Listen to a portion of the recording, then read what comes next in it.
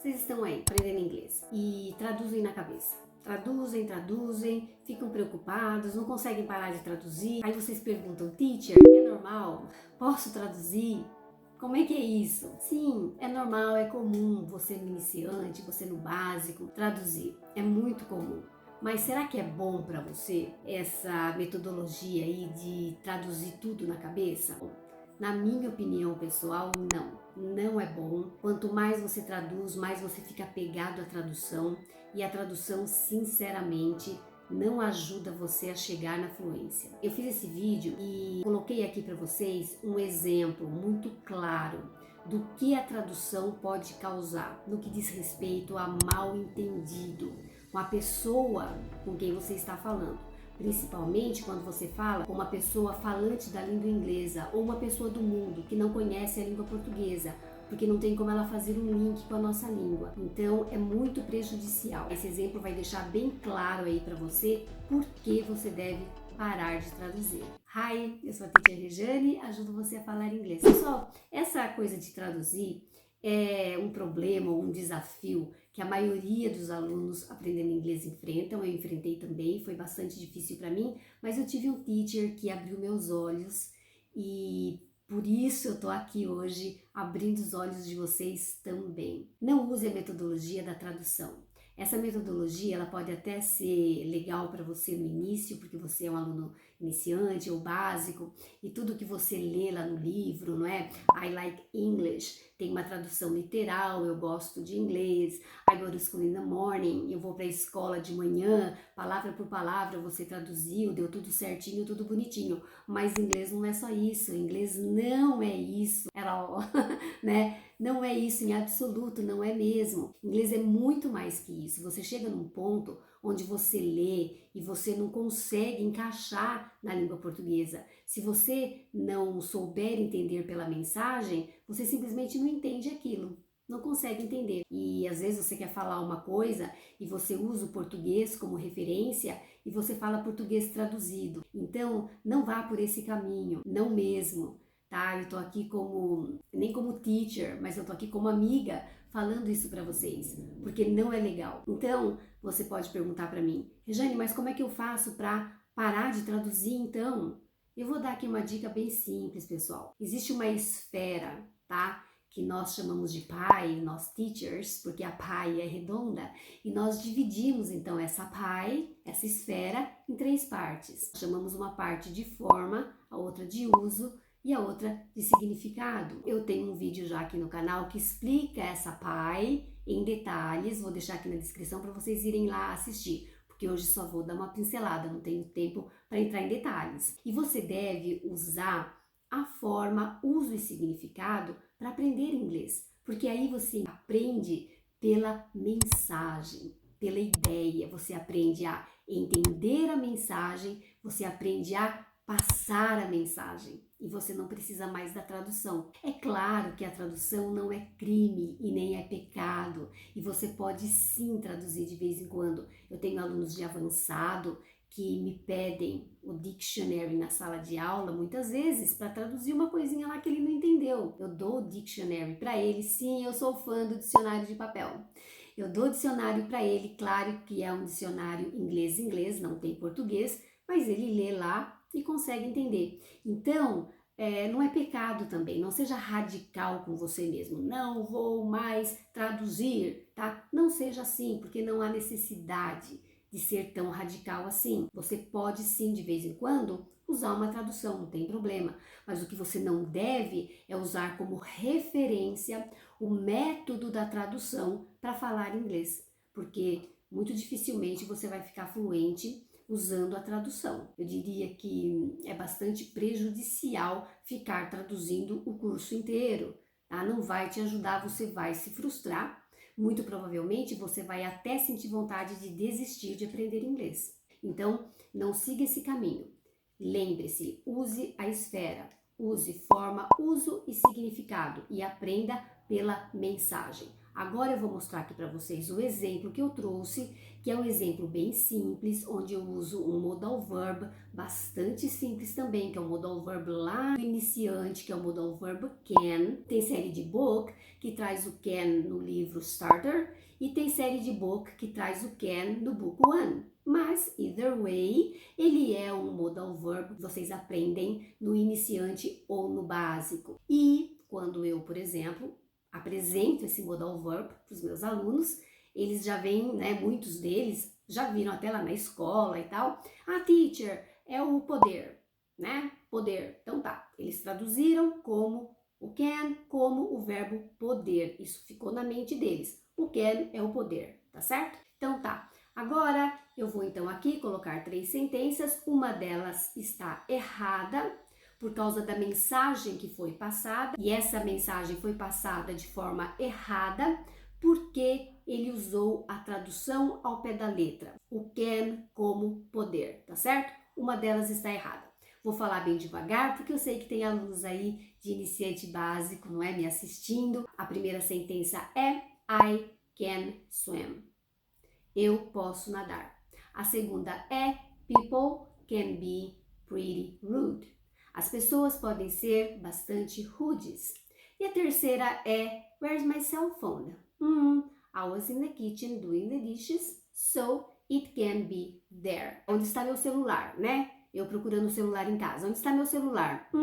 Eu estava na cozinha lavando a louça, então eu acho que ele pode estar lá, né? It can be there. Ele pode estar lá. Muito bem. Agora vamos começar da primeira. A primeira, I can swim. Está certa, Rejane? Está.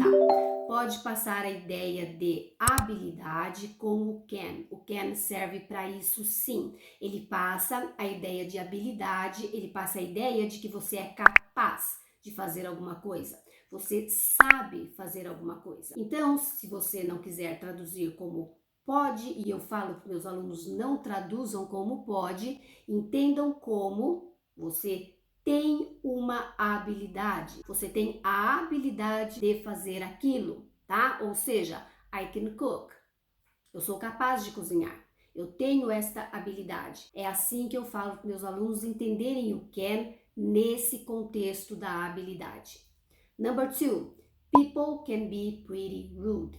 As pessoas podem ser bastante rudes. Está certa? Use o can para passar a ideia, para passar a mensagem de possibilidade geral, uma possibilidade que você acredita que é verdadeira. Então, pense da seguinte forma, não traduza como can, poder, mas traduza como it's possible that people are pretty rude. Então, it's possible, é possível. Pense nisso, it's possible, para pensar na possibilidade geral e passe sim a mensagem de possibilidade geral na afirmativa com o can, não tem problema. Number 3, where's my cell phone? I was in the kitchen doing the dishes, so it can be there. It can be there. Não está correto, está errado. E por causa da tradução, porque você pensou em português, ele pode estar lá, o pode é o can, it can be there. Só que é uma possibilidade específica. E a ideia de possibilidade específica em inglês, nós passamos com o may, com o might ou com o could.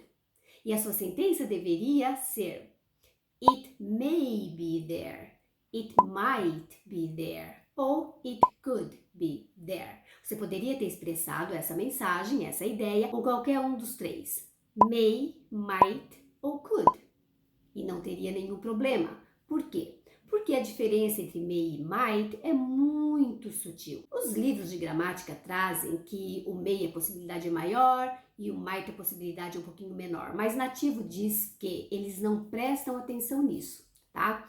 Se você usasse may ou might, para eles seria a mesma coisa, é isso que eles dizem. E o could também. Então, qualquer um dos três que você usasse aí, a pessoa com quem você estivesse falando fosse um nativo, né, falante da língua inglesa, ou uma pessoa do mundo, iria te entender perfeitamente, sem problema algum. Mas com o can, você deu um nó na cabeça dessa pessoa, porque essa pessoa não faz link com a língua portuguesa, ele nem imagina que a gente traduz can como pode, ele nem conhece essa palavra pode, verbo poder, ele nem sabe que existe esse verbo em português, então você deu um nó na cabeça dele. Por quê? Porque você traduziu ao pé da letra, porque você pensou em português, ele pode estar lá, e o pode é o can, it can be there, tá? Então não pode, pessoal. Por isso, tá vendo aí como você teria causado aí um misunderstanding com a pessoa? Por quê? Porque você usou o português traduzido, porque você traduziu. Ao passo que, se você tivesse entendido pela mensagem, bom, mensagem de possibilidade específica, eu passo com may, might ou could, porque você pensa em talvez, não é? É uma possibilidade pequena, não é? Meu celular estar lá na cozinha, tá? Então, você passa com um desses três. E você pensa, talvez ele esteja na cozinha. Então, não traduza também a palavra talvez, mas pense que a possibilidade é pequena. Então, pessoal, é isso. Vocês precisam aprender pela mensagem. Vocês precisam aprender pela ideia e não traduzir isoladamente as palavras. Porque em inglês, uma palavra às vezes não encaixa de jeito nenhum na língua portuguesa. Às vezes você tem duas ou três, tipo um phrasal verb. Não encaixa, não dá. Você tem que entender a mensagem. Idioms. Não tem pé nem cabeça às vezes, você tem que entender a mensagem. Então, é bem, sabe, sutil falar sobre isso. Porque a pessoa quer traduzir, mas não vá por esse caminho. Mas também, pessoal, não sejam, assim, radical. Não seja radical, tá? Nunca mais eu vou traduzir na minha vida. Não é bem assim. Às vezes você precisa, como eu falei lá. Às vezes o aluno de avançado me pede o dicionário. E eu dou, não tem problema. Agora, traduzir sempre, toda hora, se apegar na tradução, não querer soltar a tradução, não, isso não. Aprenda através da esfera, através da PAI. Forma, uso e significado. Aprenda a entender a mensagem, aprenda a passar a mensagem. Não traduza isoladamente. O que acontece é que um aluno deixou um comentário aqui em um dos nossos vídeos falando sobre isso, da dificuldade que ele tem de parar de traduzir. Então, para você parar de traduzir, faça isso. Use a torta, use a PAI, use forma, uso e significado. Forma, como você constrói. Uso, a função, o porquê você usa. E o meaning, o significado que o outro entende. Aprenda dessa forma. E desde o básico, desde o iniciante, já dá para você usar forma, uso e significado para aprender, se você quiser. Você não precisa nem recorrer à tradução, nem lá no iniciante ou básico. Se você preferir já começar desde cedo usando essa esfera. É muito importante, pessoal, para vocês entenderem que aprender inglês é assim. Você não vai ficar frustrado quando você não conseguir encaixar uma palavra na sua língua portuguesa. Você vai ver o resultado. Comente aqui embaixo se você também traduz. Comece a usar essa esfera, como eu falei para vocês, e depois comentem aqui embaixo. Eu vou adorar ver o comentário de vocês. Eu espero ter ajudado vocês. Eu gosto muito de ajudar os meus alunos. Até o próximo vídeo. Bye, bye!